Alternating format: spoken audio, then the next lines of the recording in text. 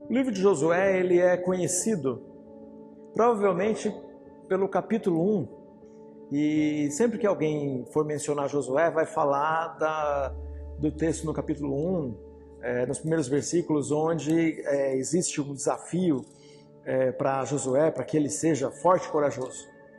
Seja forte e corajoso, não se desvie nem para a esquerda nem para a direita, segue em frente, né, como uma ordenança, a certeza de que ele está cumprindo aquilo que Deus falou para ele. Bom, isso aqui é porque Josué está numa fase de transição. E a fase de transição tem a ver com o futuro, com olhar para o futuro, pensar como que eu vou viver tudo isso que tem ali na frente, como que eu vou fazer tudo que tenho que fazer como líder, que era o que estava nessa fase de transição enorme na vida de Josué, mas tem a ver também com o passado, com as coisas que ele sabia, com as coisas que ele viu acontecer. Tinha a ver com quem ele estava substituindo. Então, de vez em quando, a gente vai olhar para isso, a gente vai olhar para o futuro vai parecer ameaçador por causa das referências que nós já temos. Eu acho que todos nós aqui já lemos ou ouvimos alguém falando, eu não sabia que era impossível, foi lá e fez. A ignorância nos leva a fazer coisas que são impossíveis. Agora, quando nós sabemos quem são os nossos antecessores, quando nós sabemos que nós estamos trabalhando a partir de uma herança, a partir de uma história, aquilo pode parecer muito ameaçador. Para Josué era isso. Josué estava substituindo Moisés. Moisés é uma figura heróica do Antigo Testamento. É um homem impressionante, é um homem que realiza muito. E pelo fato de ter realizado tanto, de ter escrito, né, o Pentateuco é atribuído a Moisés. A Moisés é atribuído a capacidade de criar um alfabeto. Pelo que a gente consegue compreender, pelo que a gente lê, Moisés é aquele que coloca em texto a história do povo de Deus até aquele momento. Então, quando Josué vem para ser o general, o líder do povo, ele vem e olha para aquilo que Moisés tinha feito e isso fica ameaçador. E toda vez que a gente olha para o passado, esse passado ou essa herança, ela pode ser aquilo que mais provoca medo na gente em relação ao futuro. Era isso que estava acontecendo com Moisés. Josué. Josué precisava ser forte e corajoso pelo que ele já tinha visto acontecer e que a partir dali ele tinha então um desafio dos grandes. Então, baseado no que ele recebia para ser aquele que conduz, no que ele recebia como herança, era desafiador. Naquilo que ele via como futuro, desafiador também. Uma palavra de Deus para ele em Josué capítulo 1, seja forte e corajoso, vá em frente, faz o que precisa ser feito. E assim acontece na vida de Josué. É isso que ele vive, é isso que ele faz. Tem muitas coisas que podem ser interessantes para a gente falar sobre Josué, mas chega em dado momento que o colega dele, se você viajar no tempo, pudesse fazer essa viagem no tempo, ou você visse uma foto do exército de Israel daquele tempo, na foto teriam 2 homens de 85 anos. Esses 2 homens, um deles é Josué, o outro é Calebe. Não tem mais ninguém com essa idade no meio do exército, porque eles são os mais velhos, os que sobraram de uma geração que, diante de um relatório, se acovardou e não agarrou e não foi para frente para viver uma promessa que Deus tinha para eles. Olha que coisa impressionante. Uma geração inteira não viveu uma promessa que Deus tinha, exceto 2 homens, Josué e Calebe. Esses 2 homens, Josué forte e corajoso e Calebe da mesma qualidade, outro homem corajoso também como Josué. Ele chega, então depois que eles enfrentaram várias batalhas, estavam ali naquele momento onde eles tinham, né, imagina uma sala uma tenda, né, não uma sala, uma tenda onde está o mapa na mesa, e eles estão definindo aonde é que cada clã vai ficar, onde cada família vai ficar, e na hora que eles estão definindo ali, chega Calebe, um homem de 85 anos, dizendo, Deus me prometeu Hebrom, Deus me prometeu aquele lugar, eu vou para aquele lugar é meu. Aquele lugar foi promessa que foi dada a mim através de Moisés. Moisés prometeu solenemente: a terra de Canaã, na qual você caminhou, será herança permanente a você e seus descendentes. Isso está no capítulo 14, no versículo 9. Agora você vê, em todos esses 45 anos, ele tinha 40 anos quando a promessa foi dada, em todos esses 45 anos, eu fiquei fiel a esta promessa. Então significa que em 45 anos, o povo ficou andando em 40 anos. Esses 5 anos era o tempo de conquista, né? Por isso dá essa diferença aí. Nesse tempo todo, ele ficou firme naquela promessa que tinha sido dada. E para ficar firme nessa promessa, então tem algumas coisas. O que seria uma promessa de Deus sobre a sua vida? Você tem mantido firme nessas promessas? Na promessa de Deus para a sua vida. Mas eu queria falar também para você da promessa sua para Deus. Da sua promessa para Deus, da sua promessa para as pessoas com quem você convive. Você tem permanecido firme nessas promessas? Porque olha só, aqui tem um desafio que envolve todo mundo, porque Caleb foi numa delegação, com seus filhos, netos, sobrinhos, com todos esses homens eram a turma de Caleb. Caleb foi com a turma dele, uma delegação inteira para dizer, Hebrom é meu. O que Deus tem prometido para a sua família, prometido para você, ou você tem prometido para Deus diante da sua família, que você quer ver acontecendo, que você quer ver acontecer, aquilo que é algo para ser conquistado, aquilo que você se prepara para conquistar, aquilo que você se prepara para ter, aquilo que você se prepara para manter. Tem algumas promessas que eu fiz, eu prometi há mais de 28 anos atrás, num momento solene, para Adriana, minha esposa, que ela seria a mulher da minha vida. Tenho mantido essa promessa. Ela também me prometeu.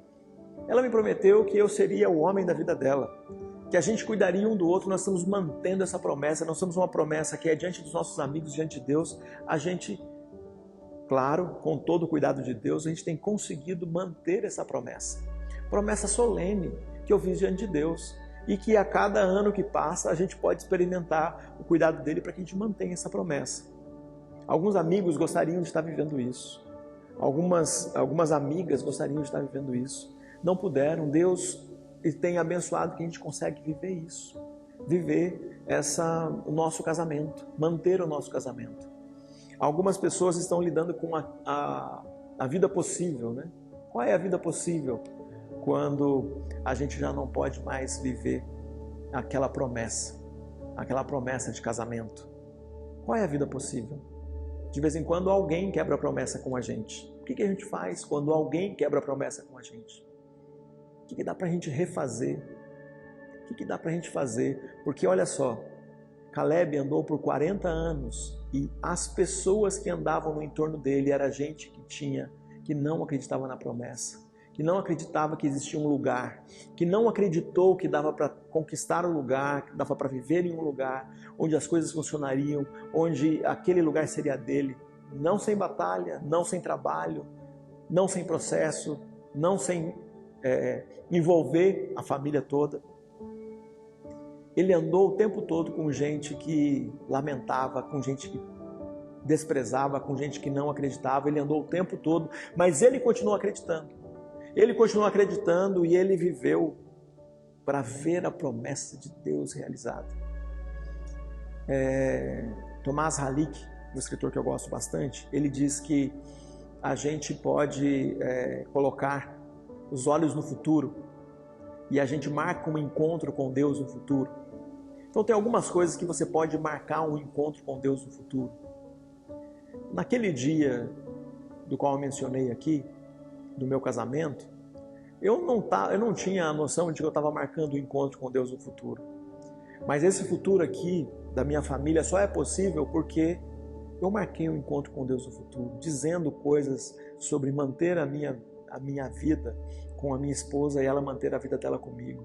Isso tem a ver com uma promessa de longo prazo. Mas nesse processo inteiro existiu promessas de curto prazo. Coisas para fazer daqui a 6 meses, coisas para viver daqui a 1 ano. Se Deus permitir, Caleb fala isso, né? Se Deus permitir, e Deus abençoou Caleb. e lhe deu Hebrom como herança. Se Deus permitir, qual é a promessa que você poderia dizer? Se Deus permitir, eu viverei isso. Se Deus me der força, me der poder, me der coragem, me der energia, eu farei isso. Marque um encontro com Deus no futuro. Marque um encontro com Deus no futuro. Eu tenho algumas coisas que eu tenho sonhado e eu tenho marcado um encontro com Deus no futuro. Eu tenho sonhado algumas coisas para minha vida, para minha família. Algumas coisas que eu tenho sonhado, coisas pessoais, coisas aqui do meu coração, que eu tenho sonhado e eu estou marcando um encontro com Deus no futuro. Eu estou olhando para o futuro e falo, Deus, se o Senhor permitir, eu quero viver isso, eu quero fazer isso, marcando um encontro com Ele no futuro. Quando eu olho para a igreja da qual eu pastorei, eu estou trabalhando na igreja, trabalhando com um grupo de pessoas na igreja, nós temos um encontro marcado com Deus no futuro. Uma igreja que se desenvolve, que se estabelece. Nossa igreja agora tem 4 anos desde que a gente começou. O nosso primeiro culto público foi há 4 anos atrás. E não sei quando você está vendo esse vídeo aqui, porque os vídeos eles têm longevidade aqui no YouTube, mas eu não sei quando você está vendo esse vídeo. Mas eu queria que você soubesse que a gente está vivendo o desafio de viver um processo onde nós encontramos com Deus no futuro, alcançando mais famílias, transformando mais pessoas, vivendo a verdade de Deus, acreditando num Deus que faz infinitamente mais do que pedimos ou pensamos. O desafio de ser orientado pelo futuro, de não ficar preso ao passado, à maldade que nos foi feita, ou à maldade que te fizeram, coisas que te disseram, coisas que prometeram e não fizeram, ou coisas que o pecado impediu que acontecesse. Nós não queremos depender de nada disso, de nenhum processo desse. Nós queremos depender de um Deus Todo-Poderoso que está realizando e andando com a gente. E no que depender de nós, e no que depender dele em nós, nós veremos a promessa dele acontecendo. Nós viveremos, nós faremos aquilo que ele desafia toda a igreja a fazer. Nós viveremos aquilo que ele desafia todo homem e toda mulher a fazer. Viver o compromisso, viver a verdade, dizer a verdade em amor, amar o próximo, levar o evangelho, levar a verdade, ser um multiplicador da fé e da esperança que há em Cristo Jesus.